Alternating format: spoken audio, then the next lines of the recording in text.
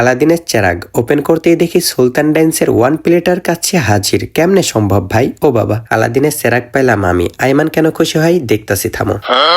কি আইমান, তোমার মনের ভিতরে এত লাড্ডু ফুটতাছে কেন? তোমার জন্য তো অর্ডার করি নাই। এক্সকিউজ মি ভাইয়া, এই প্লেটারটা নিয়ে যান, বাকি সবগুলা খাবার আমার। সবগুলা খাবার আমি একাই খাবো। আলাদিনের চেরাগ ওপেন করে পাইছি, কেমন জানি গরম গরম ভাইবস, এখনো ধোয়া উঠতাছে। ইস, গরম গরম সুলতান ডাইন্সের কাচ্ছি, না জানি খাইতে কি মজাটাই লাগবে। কিন্তু ডানে বামের অবস্থা, সবাই দেখি মুখ ফোলাই বসে আছে, কিন্তু এক চামচ দিতেই দেখি বাবারে বাবা, 32টা দাঁত বের করে হাসি দিচ্ছে। আর অন্যদিকে আয়মানের অবস্থা দেখে তো আমি হাসতে হাসতে শেষ। বিপদে পড়তে চাই না ভাই, তাড়াতাড়ি করে একটা প্লেট দি। ওরে বাবা কি খুশি, সে আবার কাচ্চি খাইতে ভীষণ পছন্দ করে। এতক্ষণ কাচ্চি সামনে রেখে না খেয়ে সে বসে থাকলো কেমনে, সেটা নিয়ে আমরা সবাই মিলে হাসাহাসি করছিলাম। সত্যি বলতে আয়মান কাচ্চি, বিরিয়ানি, রোস্ট, চিকেন, গরুর মাংস এগুলা খাইতে ভীষণ পছন্দ করে। আর আমার যে কোনো একটা খাবার হইলেই হয়, তবে আমি ভাত খাইতে ভীষণ পছন্দ করি। দিন শেষে বাসায় গিয়ে রাতের বেলা ভাত থাকাই লাগবে, সেজন্য সাদি আপু আমাকে অনেক বকা দেয়। তাই আজকের ডিনারটা সুলতান ডাইন্সেই পেট ভরে করলাম। বাপরে বাপ, বিল তো দেখে মাথা ঘুরাই গিয়েছে। বুঝতে পারছি আজকে আমার ওয়ালেটে সব টাকা শেষ।